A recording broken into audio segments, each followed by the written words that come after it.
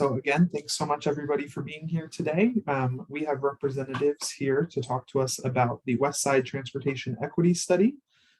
This study was taking a look at addressing a lack of transportation equity in Salt Lake City, specifically in the Westside neighborhoods. So I'm going to pass it over to you, Angelo, for some introductions, and good luck.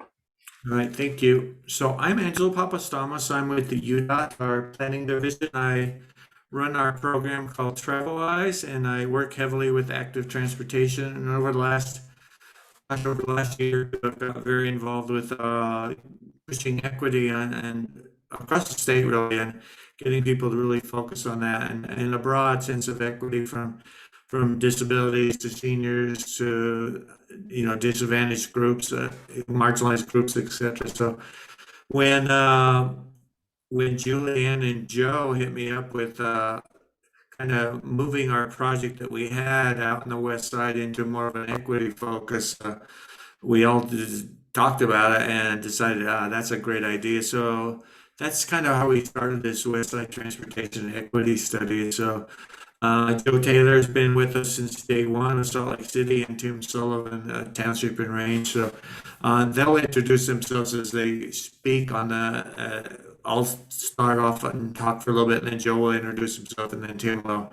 right before he talks. Okay. So next slide, please. All right.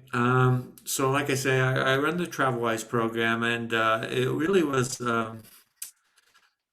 It's kind of exciting and both really, a little unfortunate here that we're having equity discussions in today's world and we're not further along as a country and as a state, but at least we're making progress, I want to say. And so transportation equity is such a big part of life. And so when we did this project, I could tell that I would use this as a kind of a springboard to really kick off more of a statewide equity effort. And so it's really exciting from that end of it to work with Salt Lake City, work with the West Side neighbors and understand it, and then see what we can do with it statewide. Next screen, please. Like I say, the Salt Lake City report was focused on the West Side communities. We had and I'm not going to say too much about it. Joe and Tim will tell you about it, but it really was creating a template and a toolkit for building equity culture. Okay, and as we got into it, we could tell that we weren't going to get anywhere near done. Joe always frames it as kind of the starting point, and we are going to be continuous and have continuous and ongoing engagement. That's such a key part of really getting those that are without a voice, getting a voice in transportation. So anyway, next slide, and I'll turn it over to Joe, and you can introduce yourself, Joe, and take over.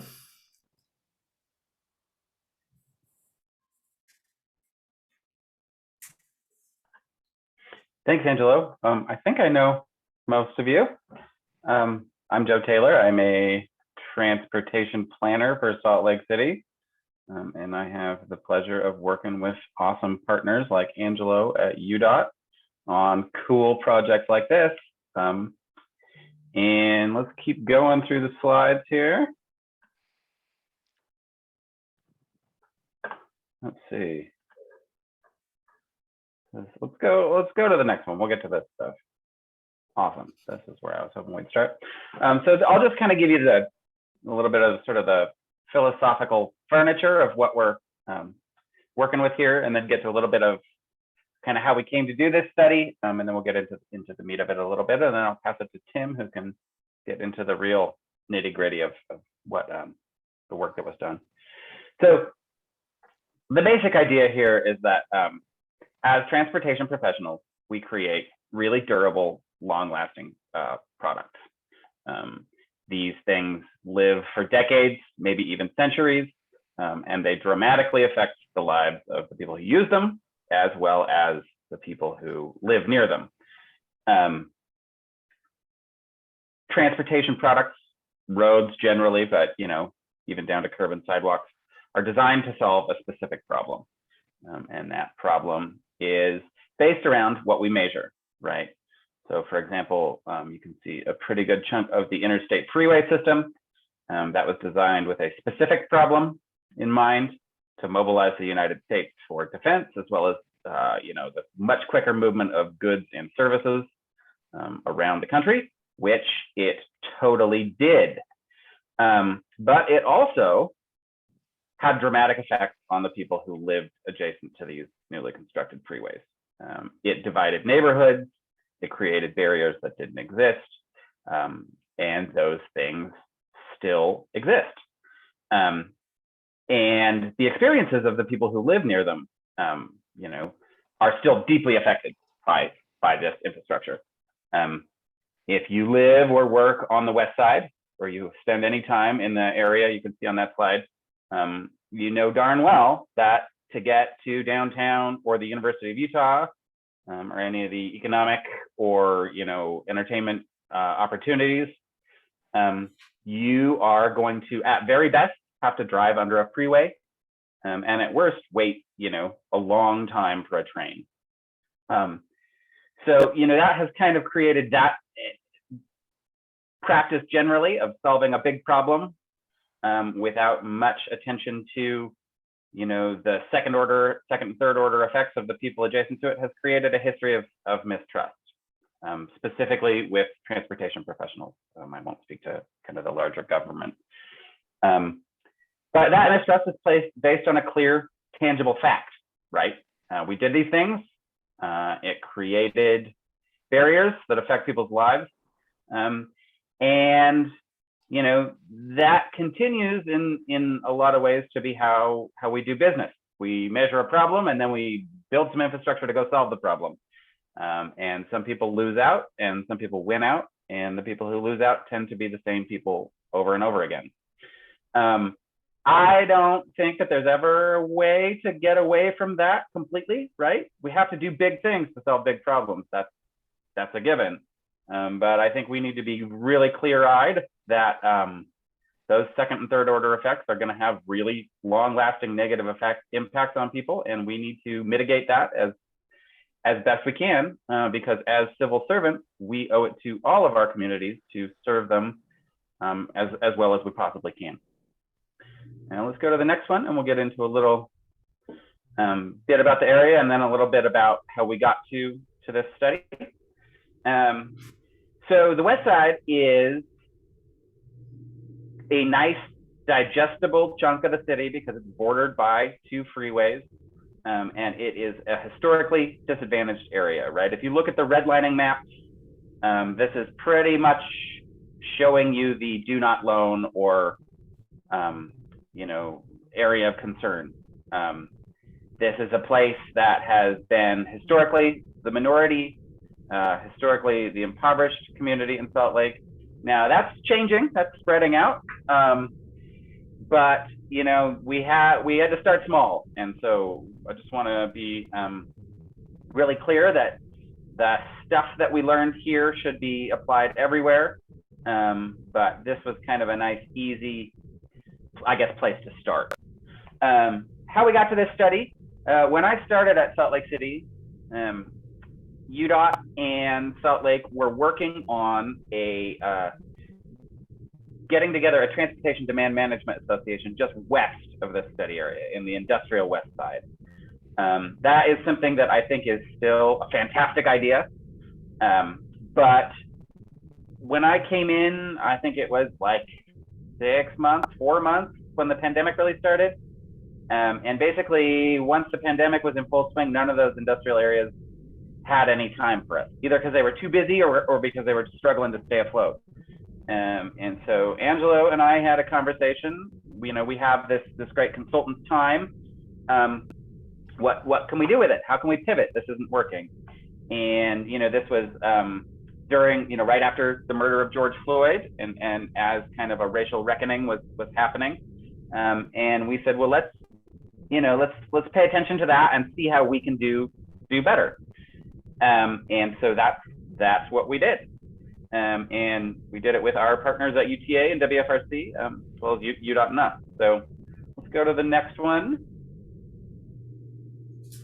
So equity is a super loaded term and can mean a lot of different things. I think that it is important to be really intentional about what we mean there.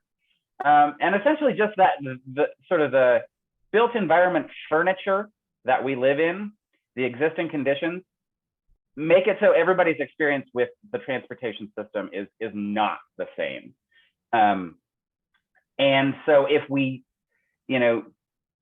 try and treat everybody equally, they're not going to get equal treatment because they're not all beginning on the same footing, either because of, economic or language or any number of backgrounds or factors. And what we're talking about specifically here is the built environment, but all of this other stuff plays into that. So we just want to, recognize that equal treatment is not the same as equitable treatment because we're not all starting from the same place. All right, let's keep going here. So just talking about how that notion of equity relates to transportation, that can be, people have different dependencies on modes, right? Not everybody has a car. Not everybody who doesn't have a car has great transit or active transportation infrastructure. Like I talked about, the issue of physical barriers, I think is probably the hugest and most clear factor in this notion of equity. Transportation dictates land use, right? And so if you're in kind of a freeway box, you may not get the investment that you might in, say, a downtown or adjacent to a major state university. This directly affects, the sense of your neighborhood and your sense of place. I think that in talking to a lot of Westside folks, and I lived for a long time on the Westside myself, one of the defining characteristics over there is waiting for a train. That's just how people think of their neighborhood. That's not the only thing, of course, but it's a factor that you don't have to talk to somebody too long about living on the Westside for them to bring up. And this is a notion that this stuff affects them not just sort of in the ethereal mental sphere, but in their everyday experience, right? Every day driving to work, every day going to school. So it's a really, really important factor. Let's keep going a little bit. We'll get a little bit into the equity index. Keep going past this guy. Yeah, so the first thing that we did, or that our consultant team did, is just kind of come up with sort of a geospatial menu of characteristics that we think probably, what we're calling the equity index. Who lives in this area and what might be affecting their experience with the transportation infrastructure system. And so you can see the list of characteristics there, and we can keep going through here. And then just some facts about, and I think we could even go to the next one. Right, like this area, the Westside area, does show these characteristics more than Salt Lake City overall. I think the equity index, to me, I always want to point out, speak English less than very well, like Salt Lake City as a whole is catching up there, which I think is a really interesting thing. Anyway, this equity index, I think, is a great tool in the toolkit, but it is a tool in the toolkit, and it is a start, right? I think that this is something traditionally we have done really well. It lets you know generally who lives there, but it doesn't let you know what they want, what they need, and what their lived experience is. So a place to start, but certainly not the whole equation. And I think let's get a little more into the meat of the study, and Tim can talk about that more, but let's keep going here. Just check my, okay, so I think, the biggest thing for me is sort of the notion that this is not a problem of these communities, right? This is a problem of transportation professionals engaging with them. And so, a big thing from this study for me is that this is about us. This is about what we do as professionals and how we engage. And it's our failure that we're not hearing from these communities, not their failure, right? So we have to tune ourselves to these sort of equity index characteristics rather than, see that as a failure among them. When we did our big provider meeting, a lot of these folks sort of told us that this community feels like they're really, really lab rats, right? That they get asked a lot of questions and that, they don't really get anything in return. For example, we had a survey that we were going to kick out to the whole community, and we heard from these service providers that another survey is almost kind of a slap in the face. So we pulled that back and just talked to the folks providing services over there. But that's sort of in the vein of, we're trying to listen and we're trying to tune our practice to the wants and needs of this community, rather than just say, okay, we're going to do what we always do, and hope for the best. And the other thing I want to touch on really quick, and then I'll let Tim talk because I've been yammering. For me, this really brings up, I think, one of the core problems we have as transportation professionals, and that's the problem of all of our engagement is tied to projects. And as good, trying to be good stewards of taxpayer money, we want to be fiscally responsible, and we want to stick to our project timelines. But that often, pigeonholes us into 2 months of engagement or 4 months of engagement or whatever it is. And so it's like we dip in and ask about something, and then we're gone, and then we show back up and build it. And I think that a thing that we can try and do is sort of get into these communities in ways where we're not tied specifically a project.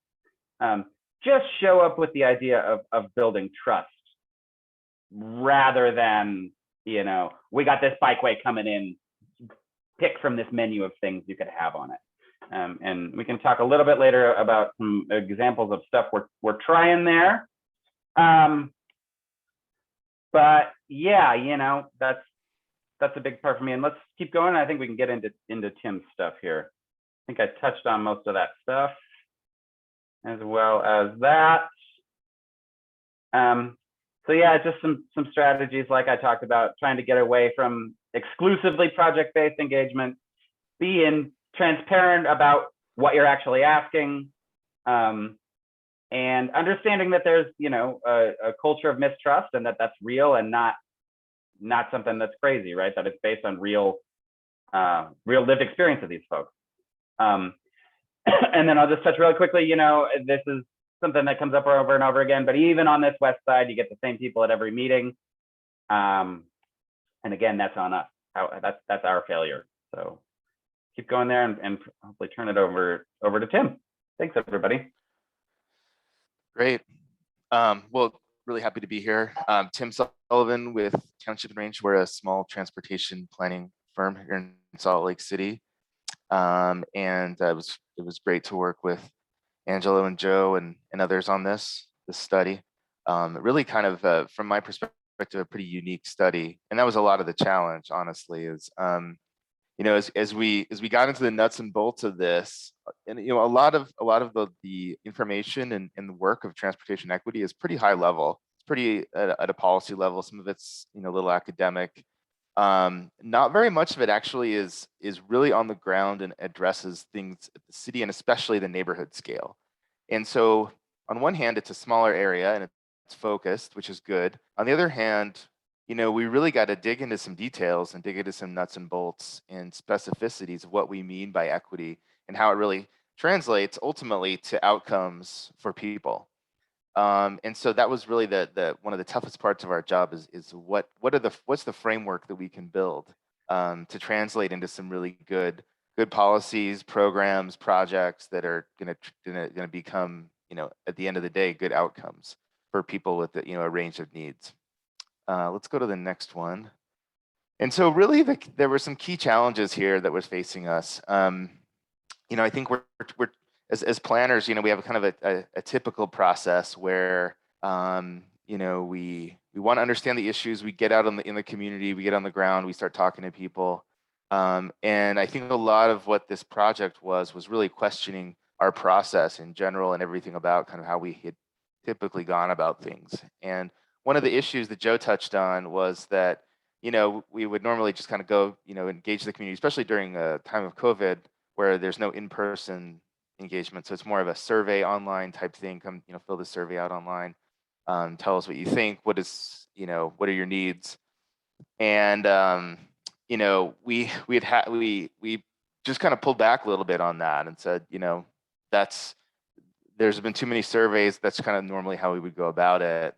And so we were really sort of hesitant to kind of really get out in that normal way to the community. And the paradox, though, was that we also really wanted to provide a tangible solution. We also wanted to kind of create something, and we kind of had this sense of we need to create something tangible on the ground. And so there were a few different ways that we addressed this kind of sense of the paradox of kind of how to actually create these recommendations for this study. So we go to the next slide. The first thing was, hey, what if we reach out and we talk to the organizations that are working with a lot of these folks?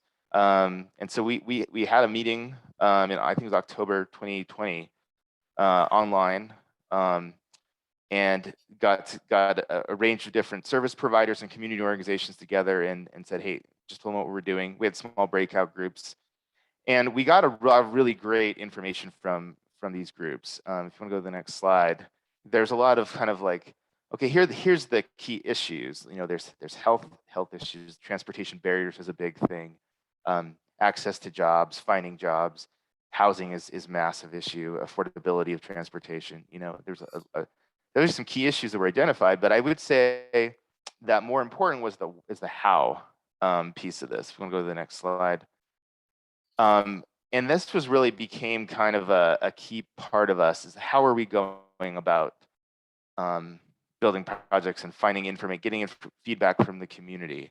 And this really became the focus of the study, in my opinion, is the process and how we're engaging with the community. Because there's a lot of really great transportation projects going on the West Side right now. And a lot of them really do, kind of address these issues that are important from an equity standpoint. But the process there's definitely some things that are, lacking from a process standpoint in terms of who's responding to surveys, who we're reaching. There's just some key demographics we're not reaching. There's a lack of trust, and you really hard to dig into it. And there's some key issues. So we want to go to the next slide. Another thing we do is how are we analyzing data? How are we looking at kind of what's on the ground, what's planned, what the opportunities are? And there was definitely some value in looking at data analysis from a standard perspective. So for example, we looked at transit access and commutes, and we found that the location with the largest number of employees from living in Westside neighborhoods was actually right next door in the Westside industrial area. And then found that, in this West Point, Rose Park area, at least, there were 0 direct transit trips every weekday. So it's like, when you look through that equity filter, I think that's an interesting finding, and certainly valuable to sort of think about, okay, well, maybe there's a shuttle concept or something that could happen. But then I think it was also, really valuable to sort of think a little broader. And one of the things that we did is, instead of doing another sort of like study where we asked people what they thought, we looked at all the other studies that had been done. And there were quite a few. And one of the really interesting ones, if you want to go to the next slide, was done by, I believe, the Salt Lake County Health Department. And what they did was they hired a firm to engage with the Poplar Grove and Glendale neighborhoods, and people just told stories about things that they associated with, positive outcomes and negative outcomes, about being comfortable or being uncomfortable. And going to the next slide, you can kind of see what these things are. They created this map of different themes where, they were talking about some sense of community pride, the drive to connect and grow together, creation of inviting community spaces. So all these things are positive. There were some other things that were negative, and kind of what are the relationships between these different things. And so we tried to build on that kind of approach and thought about, okay, well, what are the welcoming type spaces, in these neighborhoods, and how do we connect them from a transportation standpoint? And found that there were a lot of assets in these neighborhoods from that standpoint. A lot of parks, a lot of libraries, community centers. And from a transportation standpoint, how do we connect these together? It's kind of a different way that we approach transportation planning, but I think is one of those things that can happen when you really broaden your perspective about different types of the way people want to give you information, or the way you can engage with people. Next slide. So eventually, after kind of looking into this, we came up with 4 key ideas for a framework, or what are the key elements of transportation equity in these West Side neighborhoods. The first and foremost one was equitable engagement, and Joe talked a lot about that. That really, it's all about that how. It's about how are we engaging with the community. It really has to come first. The second one is access, and I'll get into these a little bit more in a bit. The third one is options, and the last one is community. So I can go through these one by one. Next slide. From an engagement standpoint, we found that it's really all about increasing meaningful participation in the planning and decision-making process, really communicating clearly, having things in different languages, but really just kind of that's the starting point. Thinking about how really to connect with people, building up partnerships ended up being a big theme. How do we create community partnerships that extend beyond the life of projects and that kind of come before projects to set the stage for positive projects. Next slide. Equitable access. So a lot of times what you'll see when people really look at transportation equity is to move away from mobility as a theme and more toward access. And what are the ways that we're not just going fast around our transportation network, we're actually figuring out a way to connect people to things that they need, like jobs, education, goods and services, reducing the transportation barriers to get to those services. So access is a key theme. Next slide. Equitable options. So really thinking about transportation choice in a way that people actually have, they're not locked into one choice, owning a car. They have a range of options, whether it's walking, carpooling, transit, shuttles, just a lot of different micro-mobility, just a lot of different options out there. And how do we really connect people with those options in a way that's affordable? And then finally, next slide, equitable community. So really looking at that broader context of community. Health, safety, quality of life. A lot of the studies that we looked at really looked at those issues in the West Side neighborhoods. How does transportation fit into those?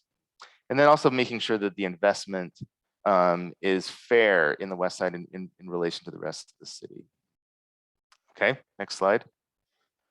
So some of the recommendations, we have three types of recommendations.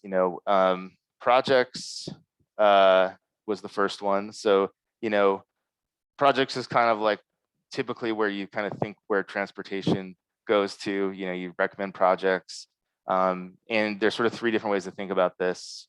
Projects that are already there to prioritize new ideas for capital projects, and then also, operations projects, things like, bus service and things that aren't necessarily physical, but really help address needs.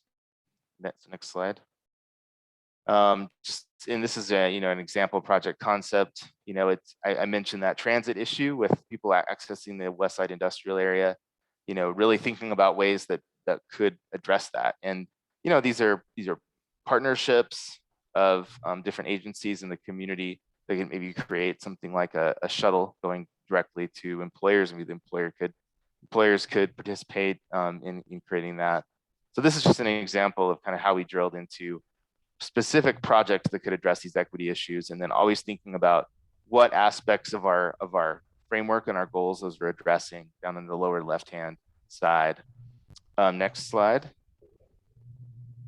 The second type of recommendation is ongoing equity efforts. So kind of like Joe was mentioning, really kind of getting out of in the project mentality and trying to have just kind of an ongoing equity focus, whether that's creating those relationships with outreach, creating equity resources for planners, organizations, individuals to use for equity goals, creating staff dedicated to equity, and then also maybe like a convening groups, an ongoing working group or association to really keep tabs on these issues and to bring the public and private sector, the community into putting our heads together to address these issues. Next slide. And then finally, one idea that we came up with was called equity engagement pilot. So this speaks to that kind of like seeing some tangible things get done while the same time really creating partnerships that are going to last. So really creating partnerships to do maybe small things at first, and then kind of ramping up to do bigger and bigger things, and then ensuring that the community organizations are getting things that they want.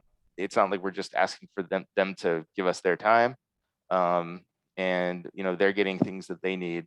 So one of the Youth Works was one of the groups that we reached out to, and then there's another group called Neighborhood House in Poplar Grove. I don't know, Joe, do you want to talk a little bit? You worked with, started kind of taking this torch. Do you want to talk a little bit about what you've done with Youth Works, Neighbor Works, other groups? Sure. Yeah. So sort of have an informal partnership with Youth Works, which has been really amazing. I will go down there. I think they have a new group every 6 months or so, and I'll sort of just go down there and talk about, you know, like careers you could have in transportation. It's a job training program for youth who I think they're 14 to 17. A lot of them live on the West Side. I don't think there are any strict requirements, but it's, you know, often more disadvantaged folks. So we'll do a little bit like, these are the jobs you could get. And this is what, you know, the training you need to get them. And then we'll do like mock interviews. I'll read their resumes. I'm obviously not the only person doing this, but and then, so, you know, that's not related to any specific project or anything like that.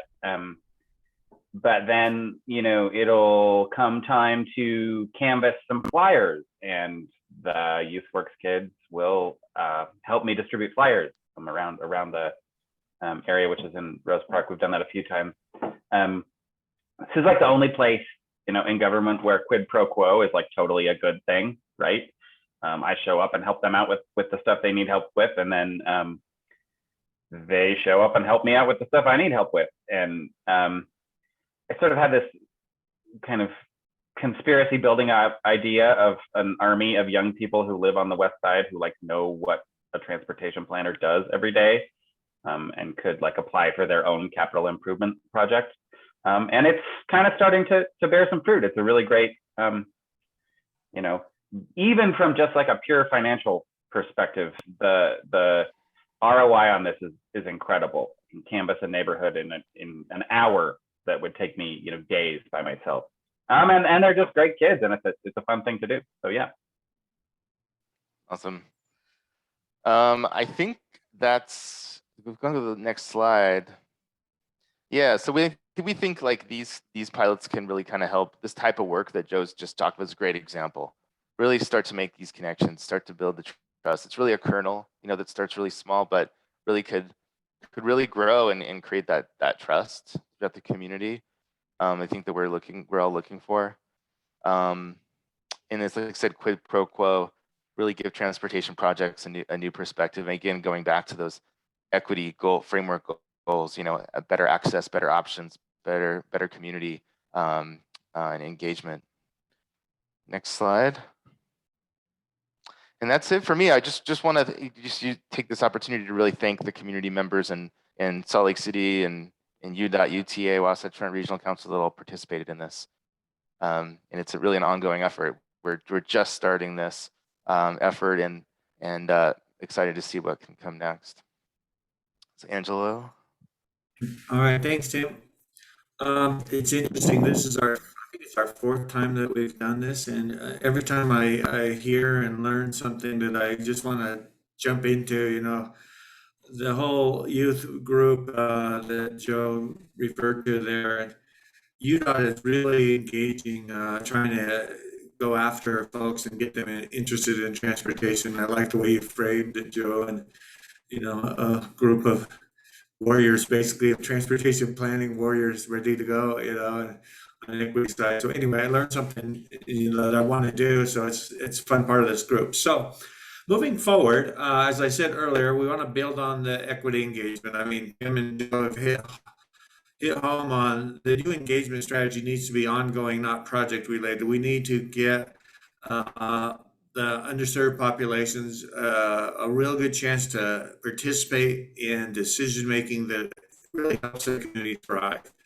Okay, so given that, the state a while ago, Governor Cox has been great. He brought in Nubia Pena to lead the equity part of for the state. So she's on his cabinet, and they have laid out a statewide equity plan, as you're seeing right there. Okay, we hope that it's going to be done by the end of this year, which would provide a toolkit for equity and opportunity-minded decisions and policies. Okay, so what we want to do is build on that. tremendously. I look at equity and, we got to create opportunities for the historically underserved populations. Okay, we got to do that engagement wise. We got to do that access wise. Give them access that they haven't had to resources and opportunities. We really got to listen to them, understand what they're missing, and really start moving. One, I think, with Tim's slides, it talks about fair funding, and that was always challenging, and we're still white Utah. We're still uh, driven by business, basically. And if you look at our travel demand model, it serves the business areas a lot better than it serves the underserved areas. And so getting the fair funding is tricky, and we got to keep working on that. So next slide, please.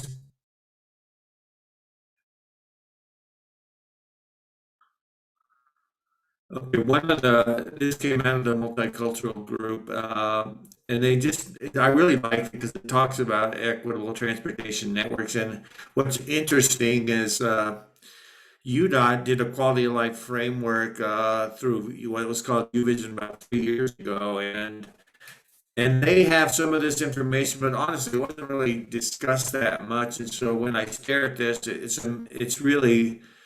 it's really nice. We had two different groups look at it and kind of come up with a lot of the same direction, talking pathways to health, talking connected to communities, talking mechanism for opportunity, access to opportunity, and talking about design for safety. And I want to just throw in comfort. You look at roads, we design roads for comfort, and we make them smooth, the pavement smooth. Well, we don't necessarily do that with pedestrians and bicycles and scooters. And as we look at opportunities in the more underserved areas, we're lacking safety, but we're lacking comfort big time. We're lacking convenience big time. And so anyway, next slide. So this is our framework, just in case you guys haven't heard of it, but UDOT adopted it is our mission these days to enhance quality of life through health, better mobility, strong economy, and connected communities. It's really getting away from better mobility as the driver. It's so important. Good health of that community, connected communities, and economic thriving is important as well. And so lots of partnerships going on. It's very exciting. I work with a lot of young people these days, and they're ready to get the answers tomorrow. And I've been at this for a long time, and I've been at community work for 20 years, and it's finally getting there where we, not just Utah, but across the country, we can really start considering these things with our transportation decision making. So exciting time to be here. Not going to get it done tomorrow, but we got to move in the right direction. So next slide. Okay, so when we look at really enhancing quality of life through transportation, really advancing equity, has to be with a lot of partners, and this study had a lot of partners. We're going to broaden out further as we go statewide with this. And I think I'm just so excited. Over the last 2 years, I've been working with the health partners, with the Healthy Utah Department of Health, and we're about to launch a major effort into community well-being indices, and driven by the Department of Health. And a lot of partners going to be there. And at the end of the day, we're going to be able to put some numbers to it and say, yeah, this area, like the Westside, it's not community. I mean, it doesn't have a high community well-being indices as Mill Creek, where I live, and the reasons why and what we can do about it. So it's going to really help direct where we should put transportation funding. Okay, now where we will put a different story perhaps, but we got to look at these underserved areas, and if they do have problems economically, connected communities health-wise, we got to get serious about it, put our transportation dollars behind it. Okay, next slide. Okay, there we go. Yeah, that one. Okay. As we talk about moving forward, we got to talk about moving forward at the speed of trust. I think it was from the multicultural group, mentioned that phrase, And it's so valuable because a lot of people don't trust UDOT. I'm sure that Salt Lake City has some issues as well with folks, but we got to engage them. Ongoing engagement is so critical. And we got to move forward with it at the speed of trust. So not just plow through it to get a decision. We've got to take our time and, and again, bringing in the right people. No decisions about us without us. The disabled communities largely left out of decisions, and we got to get their input on it. We've launched a effort at UNO right now called Walk the Road, where we've tied it to pedestrian summits, and we're taking a hard look at disabled challenges and care challenges, etc., walking and access. So we gotta intentionally place focus on this. It's important that we don't do this haphazardly. We say, okay, there's a problem, and we intentionally place focus on it and emphasis on integrating transportation equity.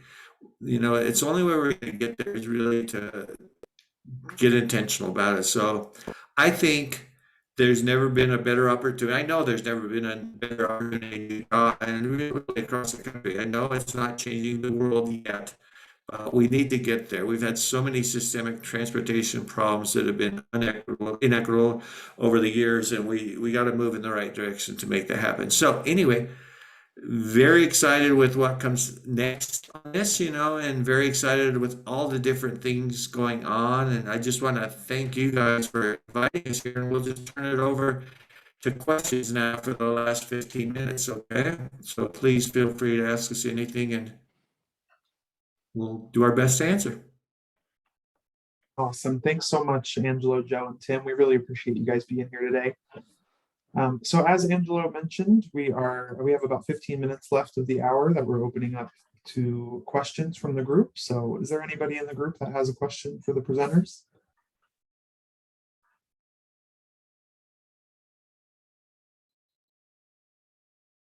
Start us off, I actually was wondering if the three of you have seen other cities across the country that have really taken strides in their equitable outreach that we could use as an example. I can take this one first. I haven't seen any really comparable examples to. I think cities are. I think the first thing is that we're all sort of grappling with this at the same time. I think a lot of times, there's sort of someone to look to who's done this, but I think it was. I think everything is changing really quickly, like kind of like our world in general.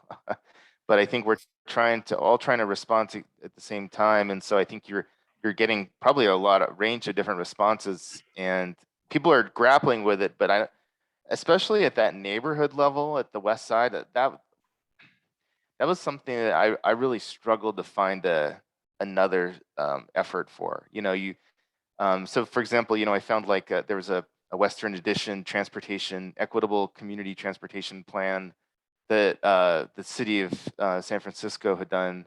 And, it's kind of like what we were talking about, but still, more focused on kind of a typical transportation thing with equity built in a little bit.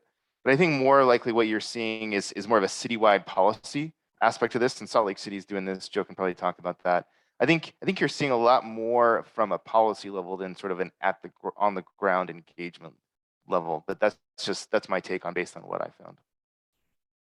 Yeah, I just add, we grabbed Portland's when we did the study. We grabbed their equity indices and used that as a model. And I know the state definitely is using the Portland model. We also during that time we had a lot of engagement of transportation research going on, and so a city like Oakland gave us some thoughts and ideas on different things we could do.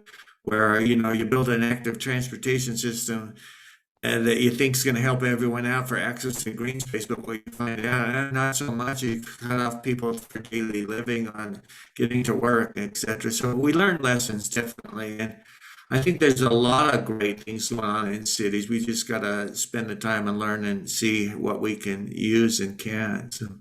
And state DOTs too. A range of state DOTs are also looking at this as well. It's and they're all very different. Like that's what's so interesting is everybody's really taking a different approach at this. Okay, perfect. Thanks, guys. Appreciate that. Looks like we And have I a think Leah question. had her hand raised. Yes, absolutely, Leah. Hi, can you hear me? Well, yes. Great. I'm on my phone, so sorry about that. This is super exciting. I think it's a really great opportunity. I'm especially excited about the statewide policy and toolkit for some guidance. Yesterday, I was meeting with the Glendale Community Council for a public lands project, and they, are mobilizing and really excited about doing a lot more engagement in their community. And we were meeting with the new community engagement facilitator, Rocio Torres Mora at Public Lands. And I guess my question is to kind of what Tim said, what do you see happening, Joe, from a city policy-wide level? One of the things I think we see a lot of in Salt Lake is people engage with one division, but not necessarily across, or they're used to engaging perhaps with their council liaison, and not necessarily in like a unified way. So I'm curious how you see the results of what you found kind of aligning with those new positions that are being created and cross-division engagement generally. Yeah, I mean, thanks, Leah, and it's always nice to hear from somebody who's currently experiencing our transportation system. That was a driving joke. So we have our chief equity officer, Coletta. She's awesome. She's in the mayor's office, and she and I engage a lot on this stuff. I think it really is baby steps. We have really been siloed at the city, and this was very much a transportation-centric effort. We sort of do our own engagement with the help of, as you all know, our great consultants and also our amazing CI team. As far as a cohesive citywide thing, I have high hopes for this equity study that should be coming out soon from Coletta and the mayor's office. And I would love to see more broad, citywide engagement.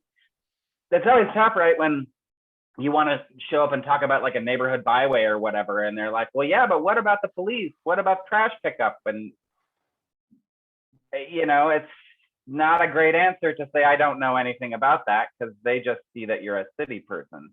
So I think it's definitely a problem that we all know is real. And I think that it is something that the mayor's office gets and is throwing some staff time and some money at, and I would love to see it bear fruit. And hopefully that will, just keep getting better. But I think we're kind of in the nascent stage of that.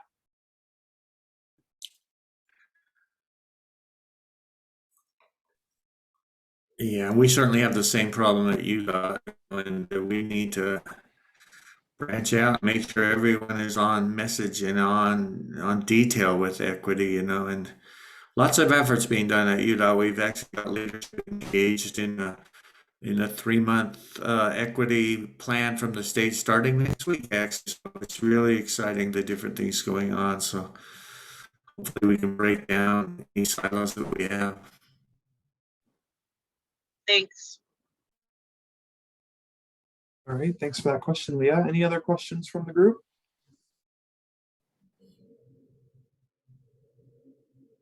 All right, if not, then we can wrap up today. Again, thank you so much to our 3 presenters for being here. We really appreciate it. And thank you to our attendees for joining us. Just a little plug for our next IAP2 Learning Lunch. It will be January 13th, so after the new year. And we will be hearing from the city of Bozeman and learning a little bit about how their small-sized city leveraged the IAP2 principles, connections with peer communities, and unbridled enthusiasm to create an engagement strategy that's now being used by project teams across the organization. So absolutely something to look forward to. Thanks again for being here, everybody. Hey, thanks everybody. Thank you.